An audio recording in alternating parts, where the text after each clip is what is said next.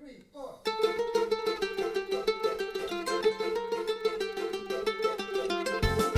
Hi everyone. This is Jewish Talk, coming to you from Nassau Community College on 90.3 WHPC.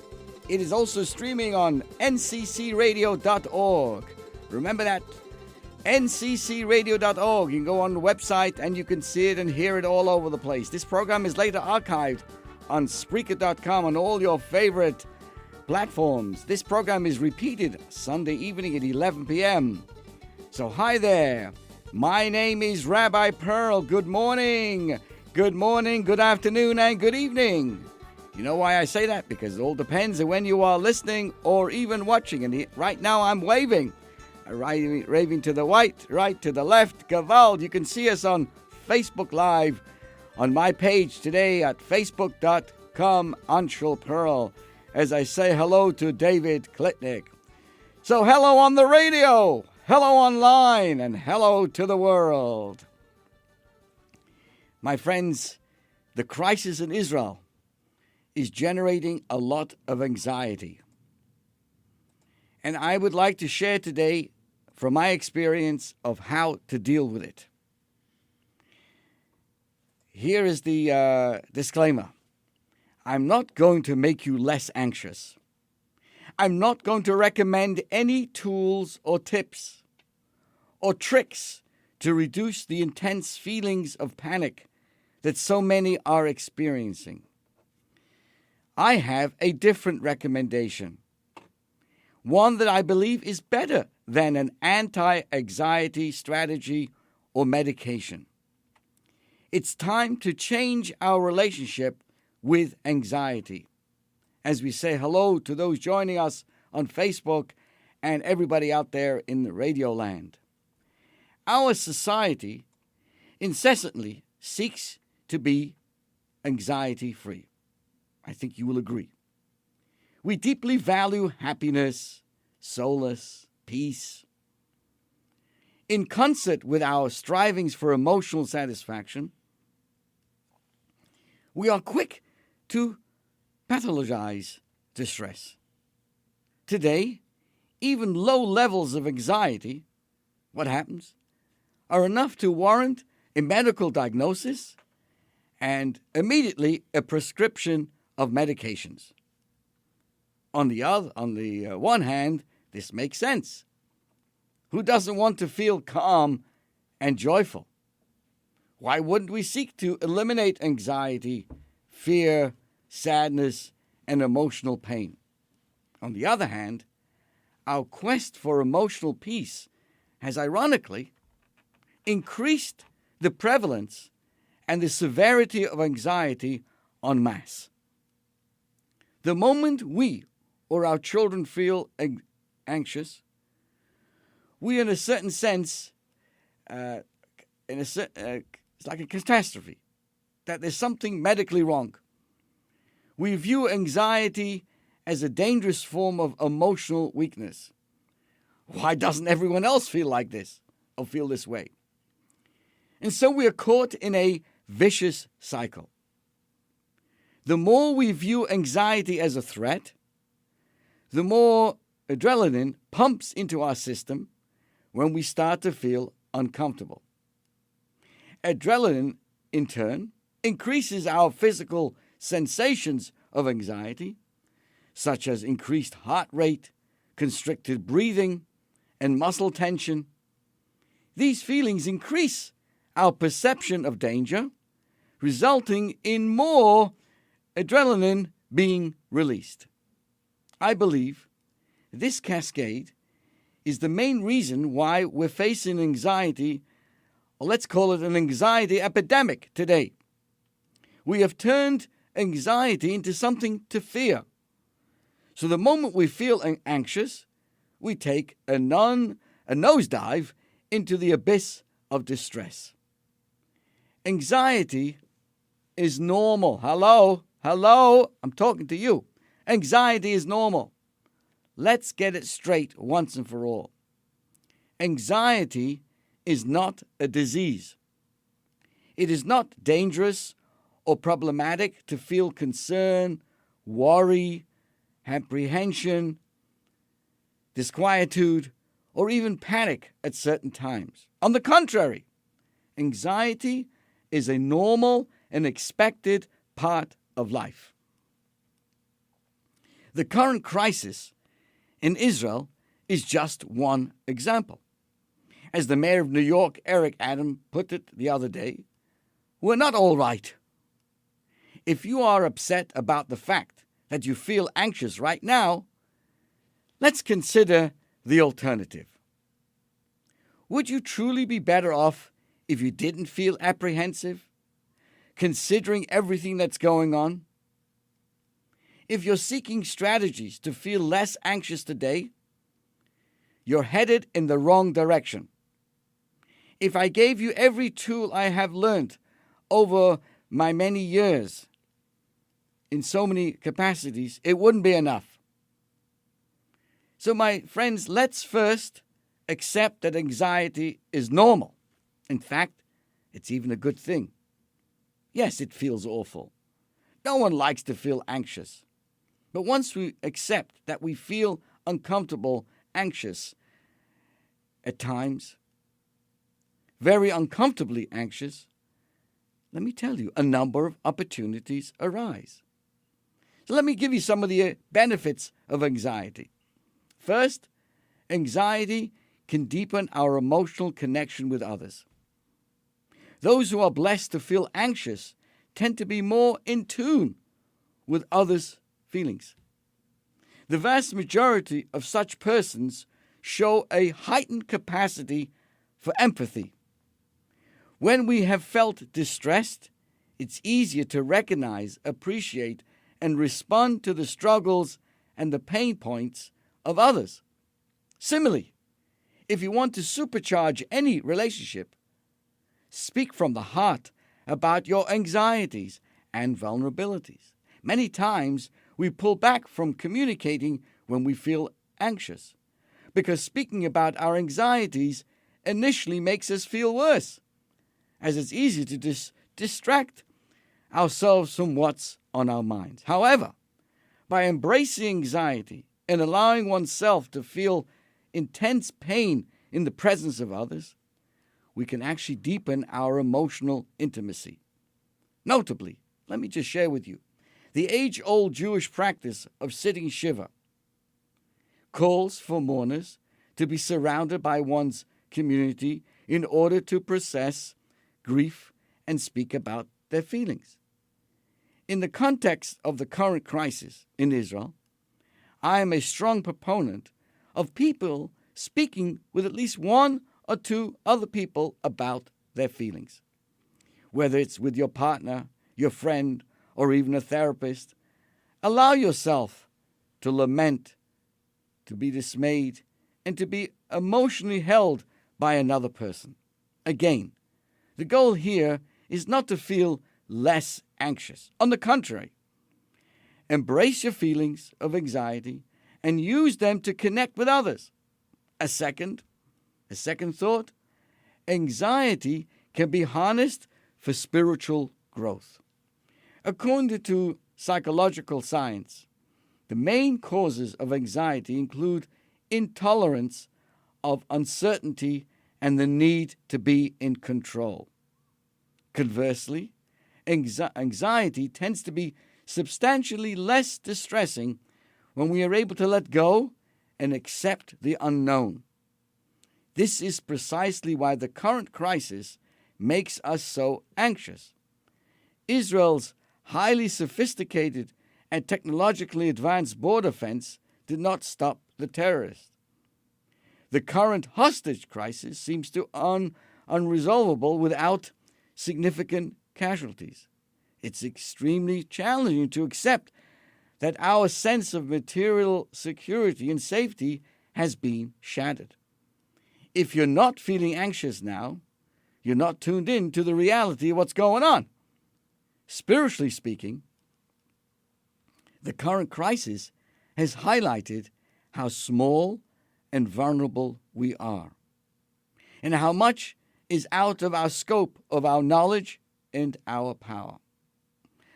Over the past 2 weeks, I've had much more palatable sense that ultimately all of us feel very small. And I have been, to share with you, my emotions, very emotional every day during my prayers, reaching out to connect to Hashem. Instead of trying to feel less anxious, here's the point, we can embrace our humility, recognize our limits as humans, and make spiritual meaning out of the current crisis.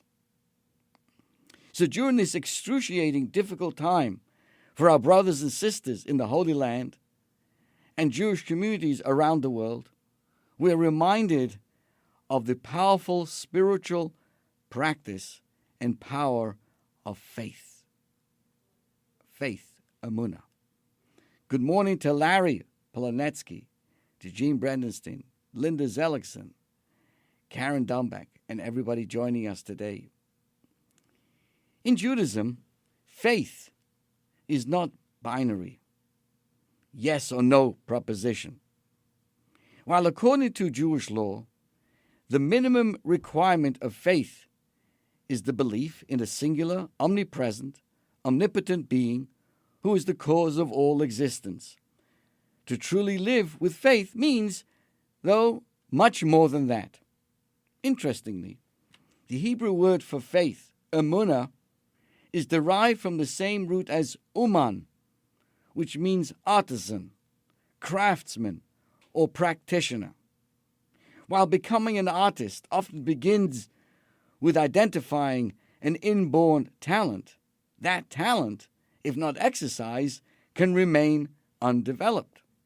I have a friend who wanted to be a lawyer, but the only way he became this famous lawyer because he worked, he exercised, and as they would say in their lingo, he practiced for nearly 40 years. Real artistry depends on constant cultivation through regular expression and nurturing. So to be proficient in any craft, one needs to devote time, effort, and practice to develop those skills. Apply this likewise to faith. Faith is an ongoing pursuit, an artistry of sorts that gets better with time and practice. In fact, in modern Hebrew, imunim, I-M-U-N-I-M in English, means exercises. Just as one needs to keep up an exercise routine to maintain a fit body, the soul, the neshama too, needs regular nurturing to keep its faith vibrant. Therefore, faith is therefore not a static noun, something one possesses and never loses. Rather, it is a dynamic verb, an active pursuit and process that requires constant cultivation. On the intellectual plane, the journey of faith is one that requires us to understand as much as we can about God, about Torah, about the soul. And what we cannot grasp or prove, we then subscribe and say, okay, that's my faith. Nevertheless, we are taught and guided by our sages to constantly deepen and upgrade our understanding. And as we do, the ceiling of our faith is raised, so that what once was taken on faith alone is now arrived at through understanding and knowledge. So the bridge, the dance between faith and intellect is one of the primary expressions of the perpetual journey of faith. What I have faith in and what I understand. However, despite its common, let's call it caricature, faith isn't just a stubborn conviction in the absence of reason. Faith is a way of knowing that is rooted in experience. How do we learn? We learn by doing. And from within the context of action emerges an insight that could never be accessed through the words and the thoughts alone. It's like trying to explain the flavor of a strawberry to someone who never ate a strawberry before. No amount of manners, of words, and metaphors could ever do it justice. Such an experience can only be fully appreciated by putting a strawberry into your mouth and biting into it. Similarly, when it comes to faith, comes to emunah, there's a great degree of understanding and identification that comes only through the practice and the performance of mitzvot, the sacred acts and the practices prescribed by the Torah. This is the meaning of the statement of when the Israelites at Mount Sinai, when they accepted the Torah, they had this famous exclamation, Naaseh v'nishma, we will do, and through doing, we will understand. And that's the life of Stephen Epstein, Mr. Ashrei. Boker Tov to you. So herein lies the paradigm shift at the heart of Jewish understanding of faith. It is not that the more we understand and believe, the more we will do. Rather, the more we do, the more we come to understand and believe. Therefore, in Judaism, it asks us to take a leap of action, not just a leap of faith. So in this light, the mitzvahs are revealed not only as fruits of faith, but as its nourishing roots as well. So ultimately, faith is a lifelong journey that nourishes and is nourished by perpetual intellectual and, of course, experiential advancement. Significantly, in Judaism, a person of faith is not referred to as a good Jew, but as a practicing Jew.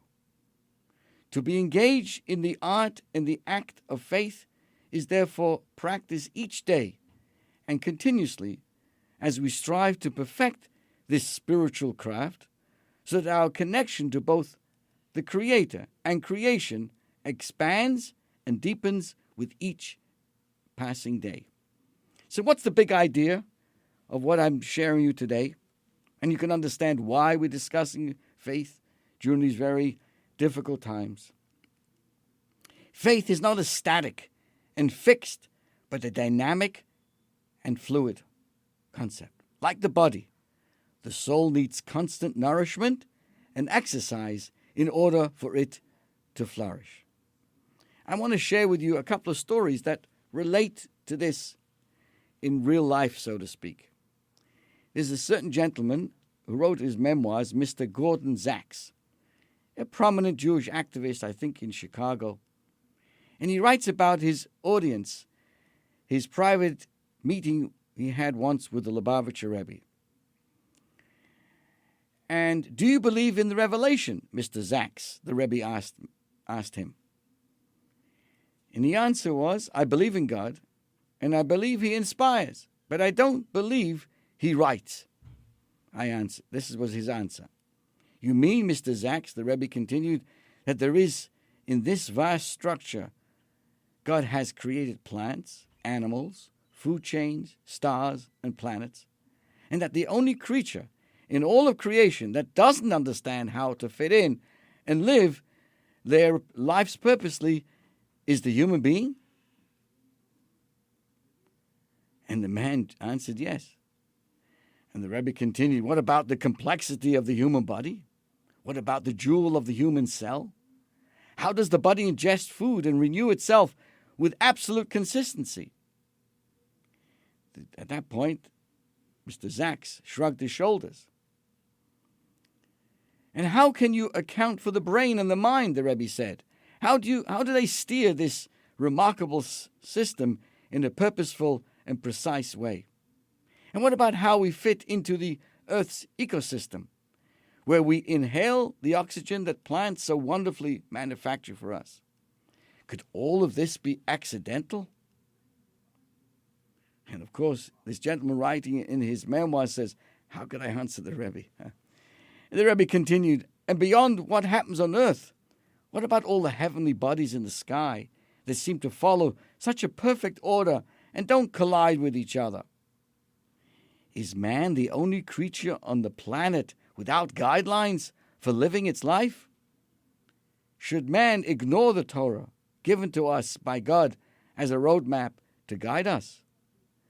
This is the missing link that connects us to the complexity of nature, said the Rebbe. So the Rebbe went on to explain, and he said, the Rebbe quoted from Kazantakist, the book Zorba the Greek. I know that Michael will start singing the song in a moment. The Rebbe quoted from the book of Zorba the Greek. Do you remember the young man talking with Zorba on the beach? When Zorba asks what the purpose of life is, the young fellow admits he doesn't know. And Zorba comments, well, all those books that you read, what good are they?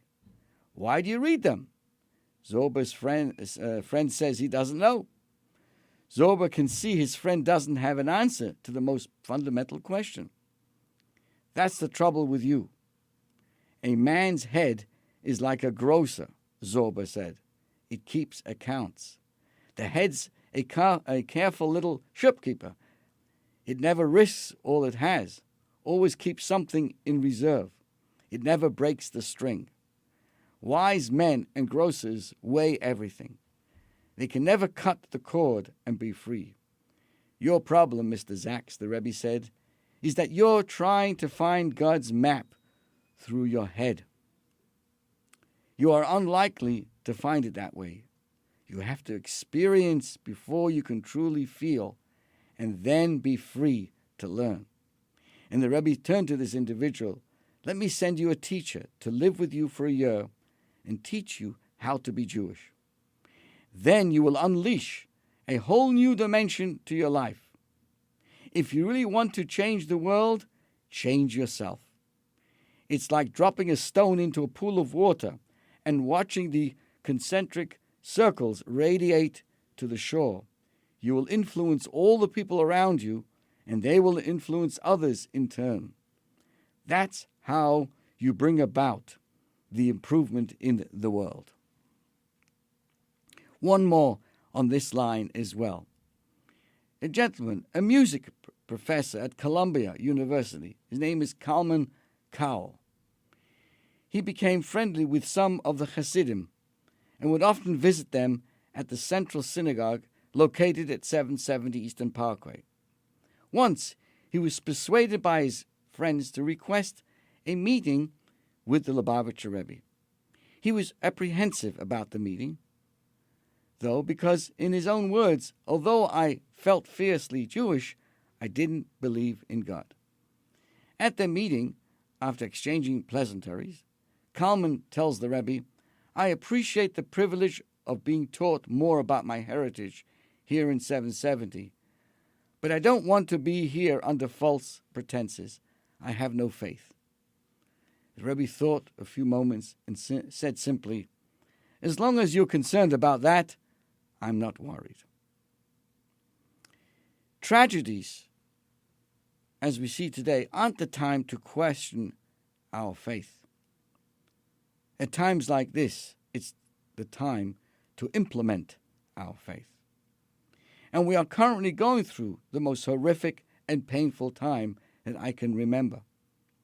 We cannot just be victims and passive spectators in our lives, letting the circumstances dictate us. We have to take action to address the internal and external challenges that we are facing. So here are some of the thoughts I'm focusing on to spiritually deal with during this traumatic time. Number one, feel your feelings. Sit with your feelings and experience them. Experience your pain, the anger, the helplessness, the fear, the sadness, the worry. Don't fight your feelings. Make decisions based on them, form beliefs based on them, react to them, express them in the proper manner. Don't let them dictate your life. Just sit, breathe deeply, and make space to feel those feelings. Just validate and be with the emotion. Recognize this is how I feel now. Express them in a healthy way. To cry, share them with a close support of people. As I mentioned earlier on, creative expression through art, journaling or music. Number 2, manage your thoughts. Thoughts need to be dealt with in a different way than emotions, something that is highly emphasized in the Hasidic teachings of Chabad, particularly in the special book called the Tanya. Thoughts need to be dealt with in a different way. With thoughts, we need to control which ones to engage in by identifying if they are healthy and useful, or we do have the control of throwing out things that are inappropriate. Our thoughts create, build, and perpetuate our emotions.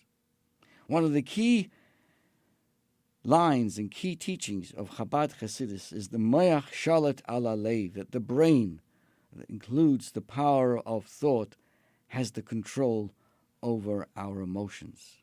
For example, imagining terrible scenarios and playing them out in your mind is not helping you or the situation. Planning for possible eventualities is useful. Trying to make sense of it or work out who is to blame, unless it's in order to make sure it doesn't happen again, isn't helping. Once we have identified thoughts that aren't helping the situation, nor helping us grow or feel better, we have 3 choices. We often use the analogy of a bus. When you realize you are on the wrong bus, you can either just keep riding the bus, analyze being on the bus. Why am I on this bus? Whose fault it is that I'm on this bus? I hate being on this bus. Or the third way is to get off the bus. The challenge is to become aware of when you are engaging in thoughts that are not serving a purpose. Know that you don't have to be thinking these things right now, and consciously choose to let the thoughts go. Notice the thought bus. Take a deep breath. Loosen your neck and shoulders and say, I'm choosing to get off this bus right now.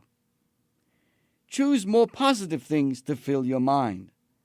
Just like you change, remember the days you used to change the CD in the car? Ay, gewalt, who even has CDs anymore?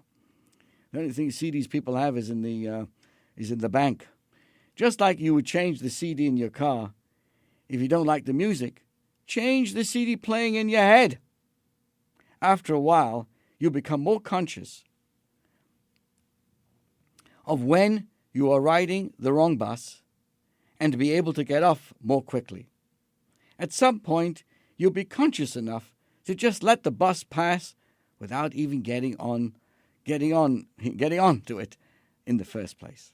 Obviously, if you need to experience the emotion, the pain, the sadness, then that's okay.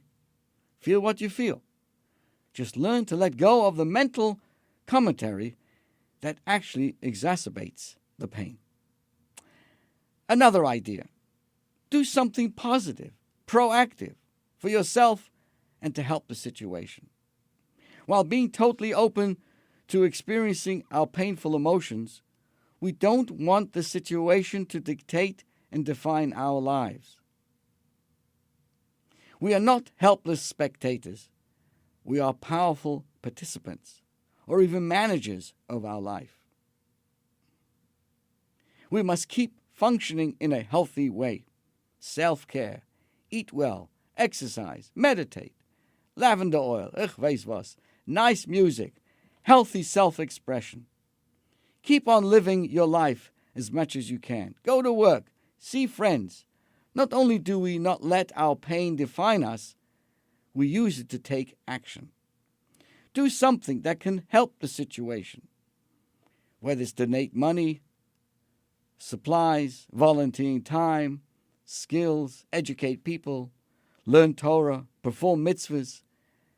increase in acts of goodness and kindness. And another idea, my friends, of course, is to trust, emunah, in God. Tragedies like this can really shake someone's faith. How can God let this happen? Especially now, after the entire high holiday season and the joy of Sukkot. It makes absolutely no sense.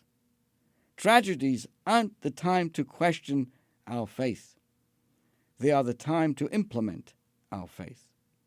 That is the challenge of integrating our trust and our faith in Hashem. When it doesn't make any sense, we still believe there is a valid reason and a positive meaning behind it.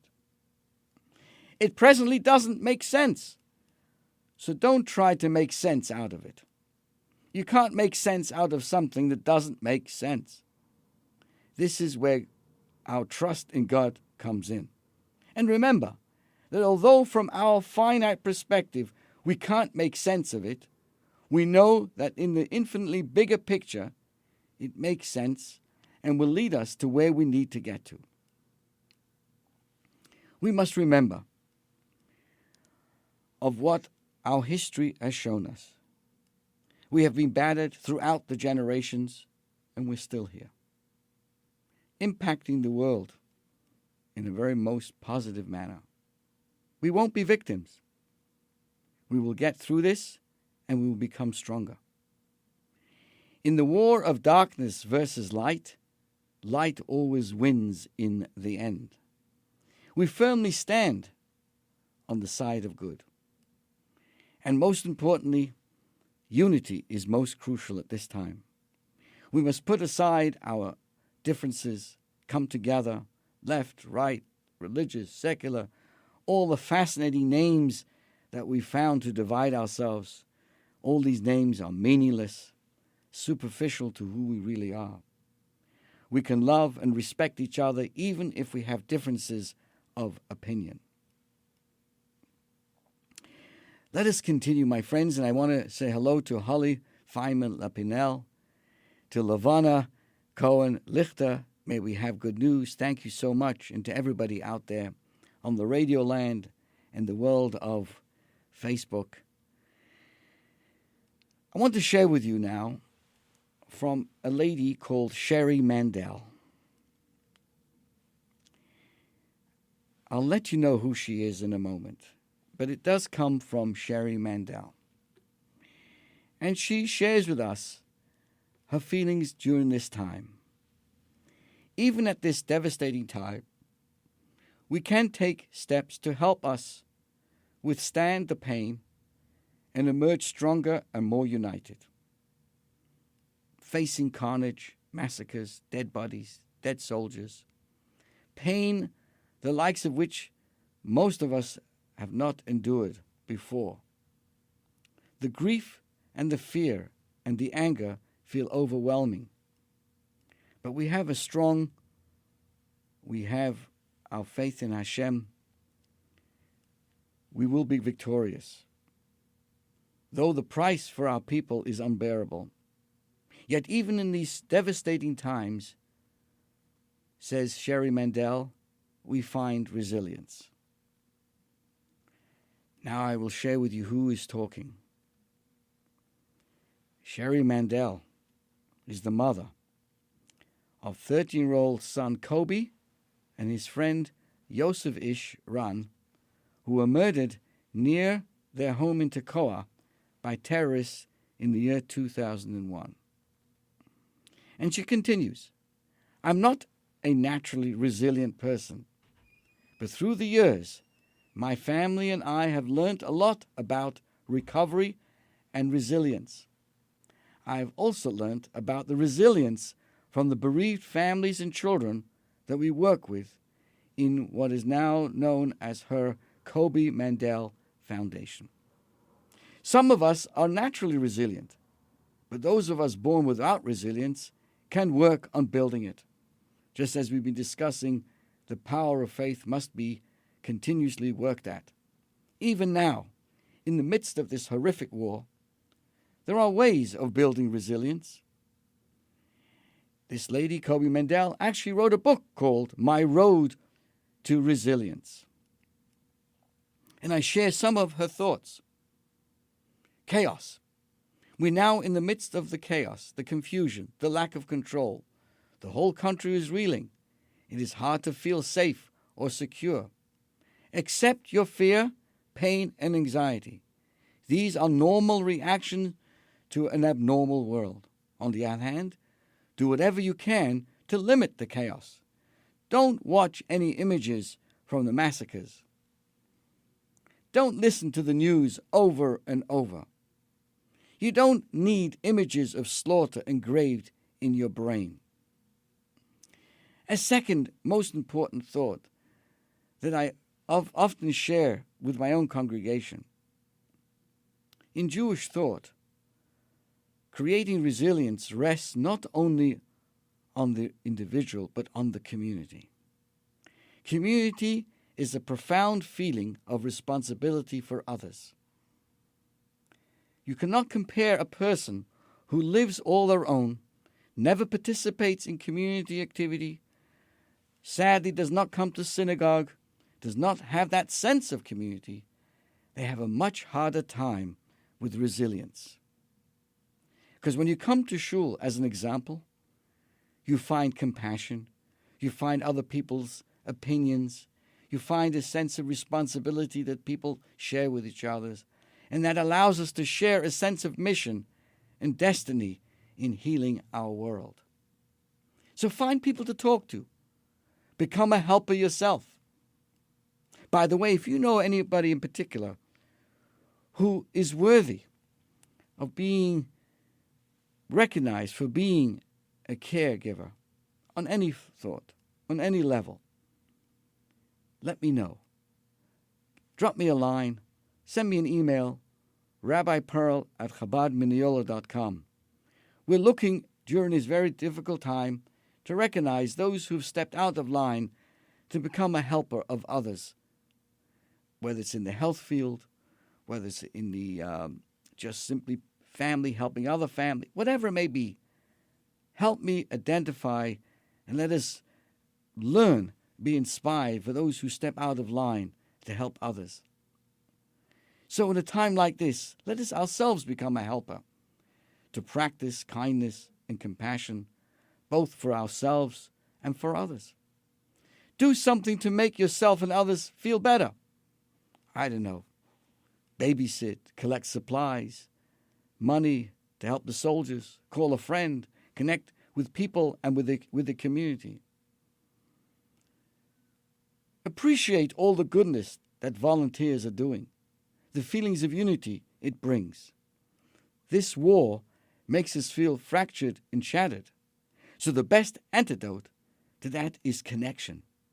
Know that you are part of a community, part of this important struggle of this time. You know, one of the main tenets of Jewish philosophy is choice.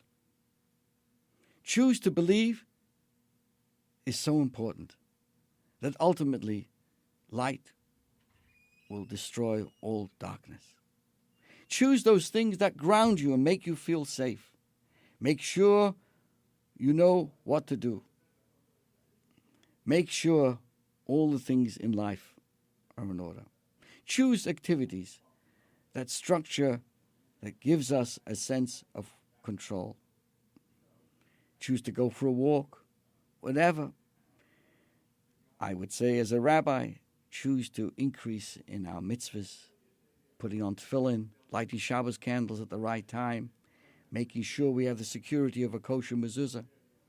Be creative. Be creative. The root of the word for creation is in Hebrew is bria. It's also the root of the word for health, briut. Bria, briut, one word means creation, bria sa'olam, and labriut, to health. God is the master of creativity, the creator of the world. Our own creativity can be a means of giving coherence to the chaos. Find a way to be creative. We all know what is best for us. Invite others to be creative with you. Whenever we take something that is filled with pain and find a way to transform it into something positive and life-affirming, we participate in an act of holiness, consecration. Rabbi Joseph Soloveitchik writes that every suffering is a summons. We are called upon to change, to grow, to become bigger than we would have, to overcome the limits of our former selves. But this is a national summons as well. Our nation also has to, in a certain sense, at times like this, we have to become more united. Not only fighting real enemies, but also in working together.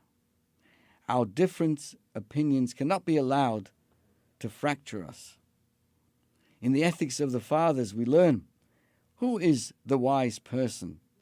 He who learns from everybody. Even this trauma can become a teacher. It has shown us unity. May Hashem bless us for all of us to stay safe. I would like to nominate Richard D. Rottenberg, who I know literally has put his life on hold for the sake of his dear mother. Thank you, Richard. Thank you so much. How do we ever really know who we are? Why we do things we do? Why we make the decisions we make?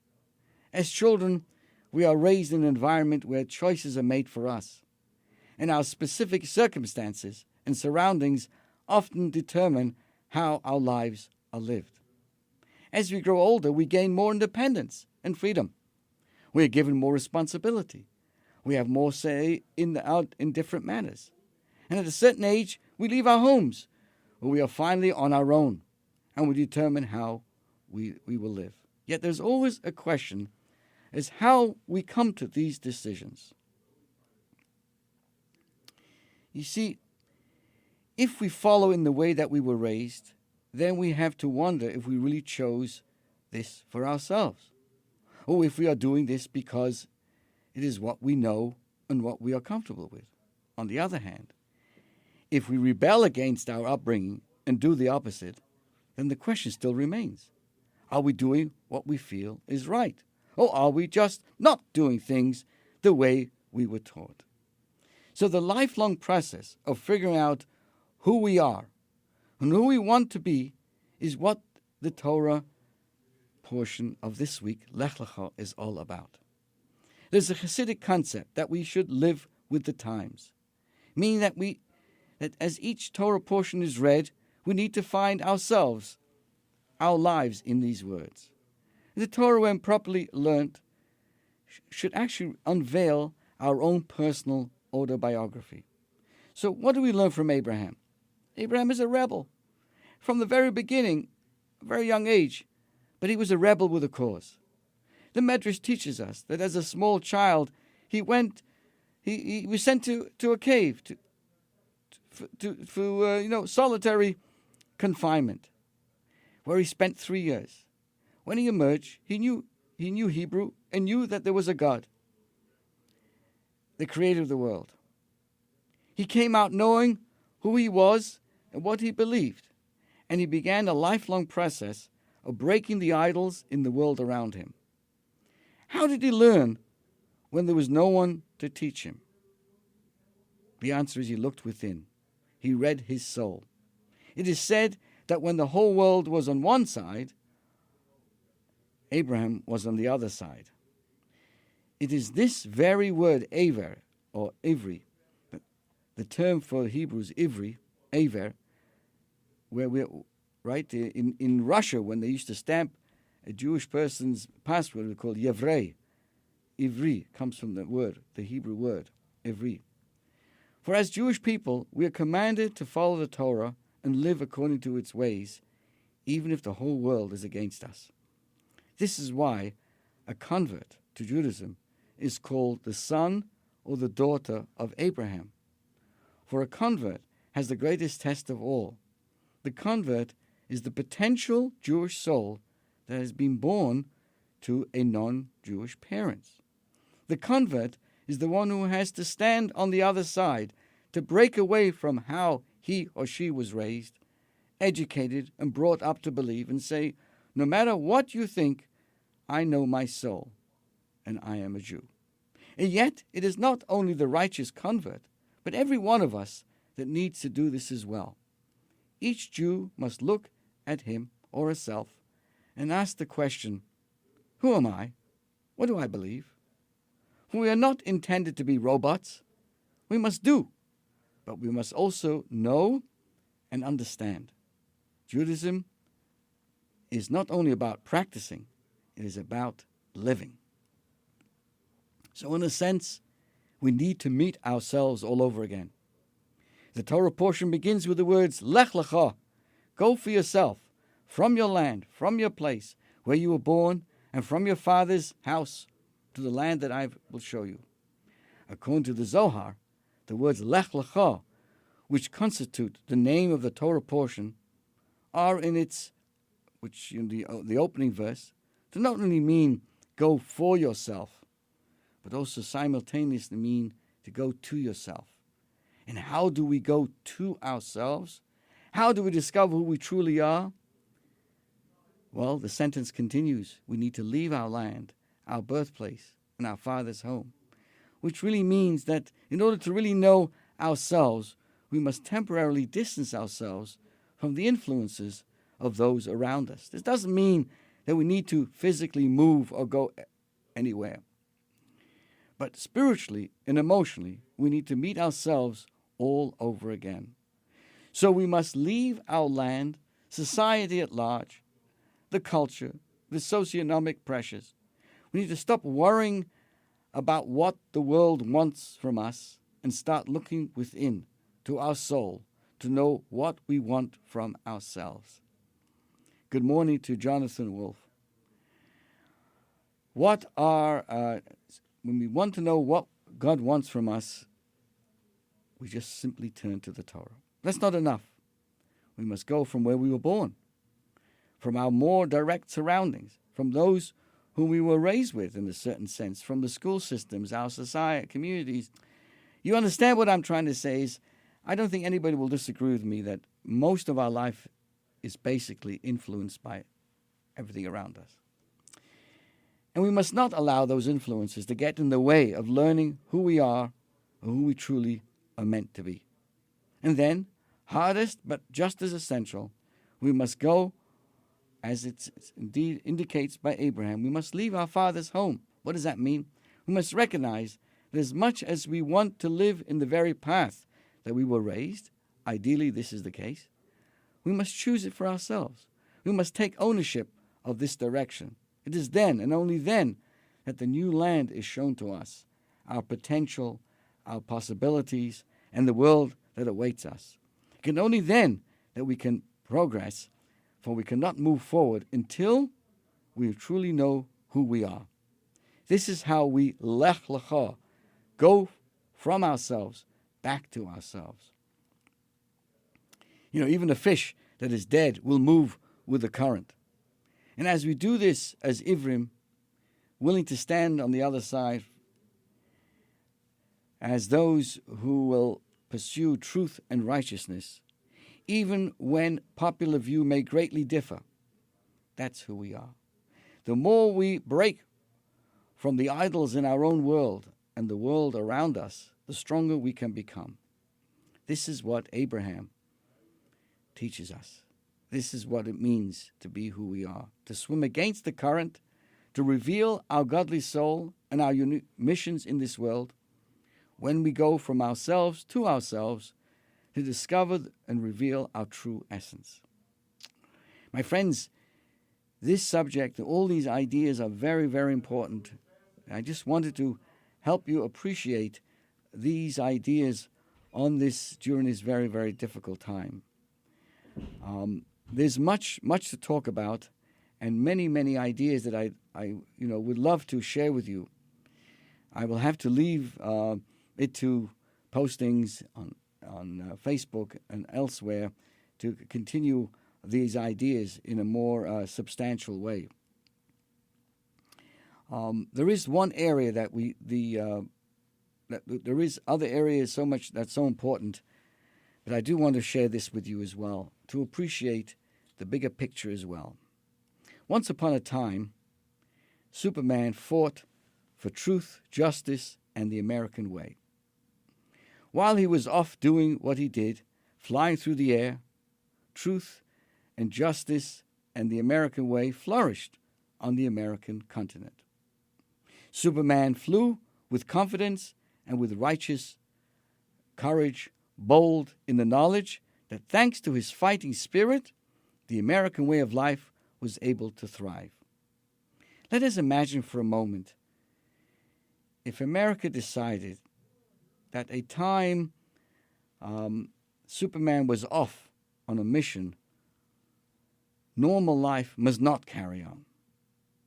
All should pause and freeze their routines, schedules, and celebrations until Superman's successful return. So well-intentioned, no doubt, but it would backfire on Superman. Why? Because so much of the adrenaline which is going through his veins comes from the knowledge that is enabling the American way. If the American way is disabled, so is his motivation.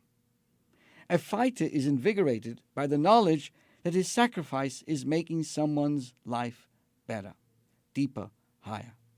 If that's not happening, some of the fighting spirit is, of course, lost. Any Superman can tell you that. Torah has a fascinating statue in the laws of warfare.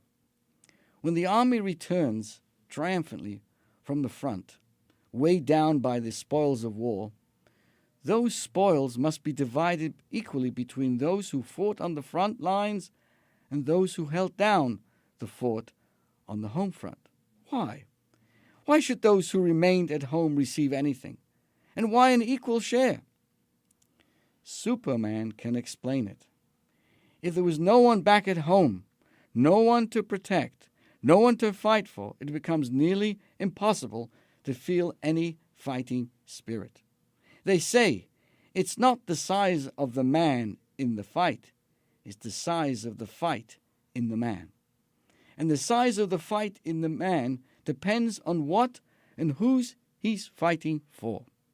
Sure, the fighting man is the hero, but his courage is drawn from the presence of those back home, driven by the knowledge that because of him, they can live the life they love in peace. Therefore, he is the man in the fight, but by their carrying on living, they put the fight in the man, because they give him something to fight for. This is, my friends, a vital message. Those who feel unable to live their lives while the war in Israel rages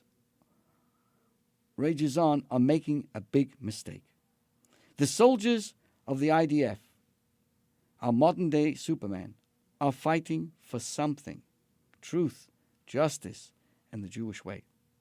They're fighting people who hate Jews and the Jewish way.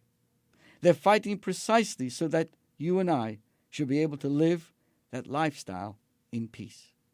It motivates and invigorates those young men and women when they know that because of their courage, you and I are living the Jewish way loud and proud. Sure, we need to send support of every kind to those on the front lines: supplies, funds, letters, prayers, mitzvot, best wishes, and our most fervent blessings. But the greatest way to show gratitude for those defending our Jewish way of life is to go ahead and live the Jewish way of life. So celebrate, attend a bar mitzvah, a bat mitzvah, a brit milah, a chuppah, a wedding, ordinary Shabbat services. And I want to commend so many who came to shul this week specifically to show their support. You name it. We have so many opportunities. Do it. Do it right. And if it's something we know those who don't like us would love us to shut down. If the IDF is enabling it, do it. Do it, my friends, because you're able. So if you don't usually go to the synagogue, please go to synagogue anyway. If only to show gratitude to those fighting our fight, so that we may go on, that we may go to synagogue. Go to the synagogue. You'll be giving them something to fight for. You don't usually wear tefillin, talit, tzitzit, a kippah. Do it anyway. At least when you're sitting in your house eating dinner, supper. Start with breakfast. Maybe do lunch as well and supper at home wearing a kippah. Put on those tefillin. Do it. Do it. Even just during these difficult weeks. They're doing the fighting. The least that we can do is to be there for what they're fighting for. Even if you've never, ever had the experience of lighting your Shabbos candles at the right time every Friday, think about the fact that there are super Jews, so to speak, are making it possible for you to strike that match in peace and quiet, without fear. So please, I ask of you, light those Shabbos candles this week. Check out the right time. Don't be afraid to smile. Don't be afraid to enjoy life, to rejoice in simchas. Go about your life with confidence and optimism. Last week when we had our special gathering in solidarity with the land of Israel, we discussed someone who asked me whether they should continue playing their mahjong. I said, continue mahjong, but prior to starting the game, say a psalm. Give some charity together. And then play on with confidence and optimism. They are fighting so that we may live in peace. Not only locally there, but all over the world, if you really think about it. So let's get living. Let's get living. Again, time has caught up with me, but there's so much more. Please, I urge everybody out there, please learn, research. Please go online. There are wonderful places and resources to be able to learn yourself how to combat the disinformation and the outright lies about the situation in the land of Israel. It's very confusing. It's very pervasive. And it's very, very important that we all learn so that we can become ambassadors for truth and for light. This is your host, Rabbi Pearl, wishing you a wonderful, safe week. Peace around the world with the coming of Mashiach.